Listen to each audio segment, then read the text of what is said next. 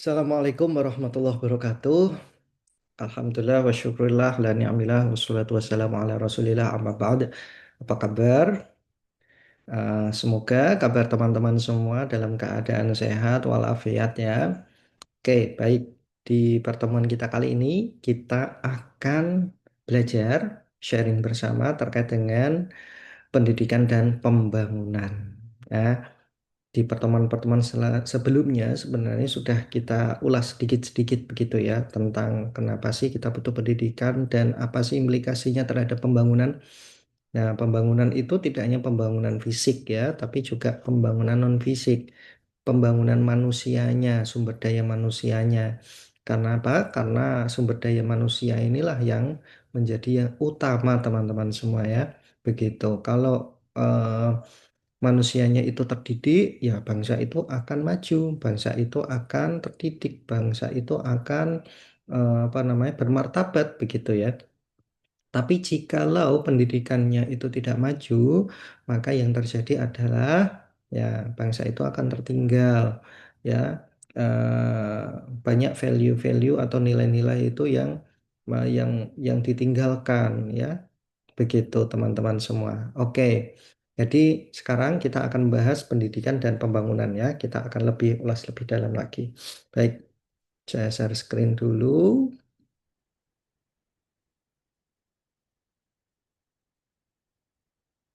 Oke, ya sudah kelihatan ya.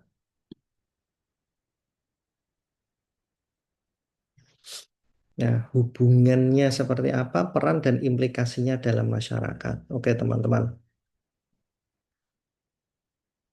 Nah, seperti kita ketahui bersama ya, Sisdiknas Indonesia ini kan ya direformasi terus-menerus begitu kan. Jadi eh, mengalami beberapa perubahan ya, utamanya di kurikulum teman-teman semua ya.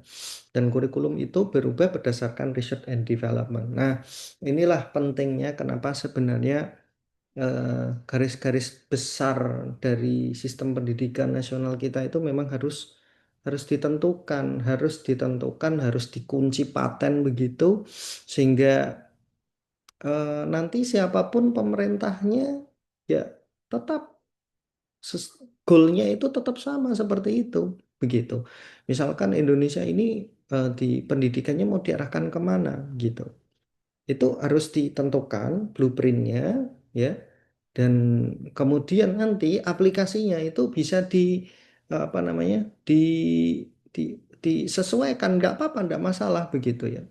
Itu variabel-variabelnya bisa disesuaikan gitu. Tapi blueprintnya harus jelas. Seperti Jepang waktu itu ya, blueprintnya jelas. Dari kaisarnya jelas ketika luluh lantah Hiroshima dan Nagasaki waktu itu ya, blueprint dari kaisarnya itu jelas teman-teman semua. Kumpulkan semua guru, kita fokus di pendidikan ya, arahnya begini begini dan begitu. Maka kita lihat Jepang begitu sangat maju ya. Korea Korea ini jangan disangka eh, dilihat dari sekarang ya, sekarang sangat maju sekali, tapi dulu Korea itu waduh miskin teman-teman semua ya, terbelakang ya, begitu sangat menderita mereka itu, Korea itu ya. Tapi kenapa mereka bisa bangkit kemudian menjadi negara maju? Nah itu karena ada blueprint yang jelas gitu teman-teman. Nah, di Indonesia ini, Sisdiknasnya mengalami reformasi guna meningkatkan mutu pendidikan dan memastikan akses pendidikan yang merata. Sekarang ada kurikulum merdeka dan RUU Sisdiknas menjadi langkah strategis dalam menghadapi tantangan global. Keberhasilan sistem pendidikan bergantung pada sinergi antara pemerintah, pendidik, peserta didik, dan masyarakat. Gitu ya. Oke. Nah, kenapa isu ini penting, teman-teman? Karena yang pertama meningkatkan kualitas SDM. Jadi eh, bagaimana SDM kita bisa meningkat kualitasnya, ya? Karena ketika SDM itu meningkat, teman-teman, maka kualitas sumber daya manusia, tenaga baik itu tenaga kerja, ya, untuk guru, kemudian pekerja atau mungkin wirausahawan begitu ya, itu menjadi kompeten dan inovatif teman-teman. Oke, sehingga apa namanya benar-benar ini apa pembangunan berkelanjutan seperti di poin 4 ini itu karena bagaimanapun keadaannya kalau dia itu kompeten dan inovatif maka dia bisa menyelesaikan tantangan itu gitu. Nah, selanjutnya mengurangi ketimpangan sosial biar disparitas itu turun teman-teman ya dan memberikan kesempatan lebih merata kepada masyarakat dari berbagai latar. Kemudian mendukung pertumbuhan ekonomi pasti ya dan mewujudkan pembangunan berkelanjutan dan meningkatkan kesadaran sosial dan politik. Oke, next. Selanjutnya, nah, poin yang akan kita bahas adalah definisi dan peran pendidikan dalam pembangunan. Tentu nanti dilihat, ditinjau dari para ahli begitu ya, pandangannya seperti apa. Kemudian implementasi kebijakan pendidikan dalam pembangunan nasional, pendidikan dalam perspektif global dan SDGs. SDGs, apa itu? Sustainable Development Goals, ya. Gitu. Kemudian yang keempat, tantangan dalam pembangunan sektor pendidikan. Peran teknologi dalam meningkatkan akses dan kualitas pendidikan. Nah, yuk. Nah, ini pandangan dari Pak Umar ya. Pak Umar Tirta Raharja. Beliau mengatakan dalam buku pengantar pendidikannya itu pendidikan didefinisikan sebagai upaya sadar dan terencana untuk membimbing peserta didik ya sadar dan terencana harus terencana termonitor terplanning termonitor terevaluasi begitu ya itu dalam mengembangkan potensi agar menjadi manusia yang berdaya guna dan bertanggung jawab dalam kehidupan bermasyarakat. Jadi begitu, potensinya apa dikembangkan gitu ya. Nah, pendidikan memiliki fungsi personal, sosial, ekonomi, dan politik. Pendidikan tidak hanya bertujuan untuk meningkatkan pengetahuan dan keterampilan, tetapi juga membentuk karakter dan moral individu dalam mendukung pembangunan yang berkelanjutan. Nah, itu teman-teman. Nah, ini pandangan lain dari Pak Din Mahyudin dan kawan-kawan gitu. Jadi pendidikan harus terus berkembang agar sesuai dengan tantangan zaman. Jadi nggak bisa pendidikan itu eh, apa berhenti itu nggak bisa. Maka benar apa yang disampaikan oleh Baginda Muhammad SAW bahwasanya utlubul ilma minal mahdi ilal lahdi. Jadi ya apa namanya eh, menimba ilmu itu dari lahir ceprol ya sampai nanti masuk ke liang lahat begitu itu yang disampaikan Rasulullah itu betul sekali ya coba kita lihat ketika kita lahir ya kalau umat Islam ini kita lahir apa kita diadzani kan kita diazani. Bahkan mungkin sebelum sebelum lahir ya, sebelum lahir itu kita sudah disonding, didengarkan musik klasik, didengarkan murotal gitu kan. Itu juga termasuk pendidikan loh. Jangan disangka itu bukan pendidikan, itu termasuk pendidikan teman-teman. Gitu ya. Itu didengarkan di perut gitu ya. Itu terus kemudian disounding jadi anak baik, anak pintar, anak solih, nanti lahirnya gampang begitu ya. Kemudian ketika sudah lahir diadzani, diikomai gitu. Ini ketika lahir. Nah, sampai terus nanti disiarke di musola, di masjid ya. Innalillahi begitu ya. Nah, kemudian setelah di apa mau dikubur itu, nah, maka ada yang namanya prosesi talqin gitu. Talqin itu ya ngandani ya atau memberikan pengetahuan, mau wanti-wanti. Kalau nanti di dalam itu akan ditemui malaikat begini dan begitu. Maka nanti ketika ditanya begini, jawablah begitu. Nah, itu.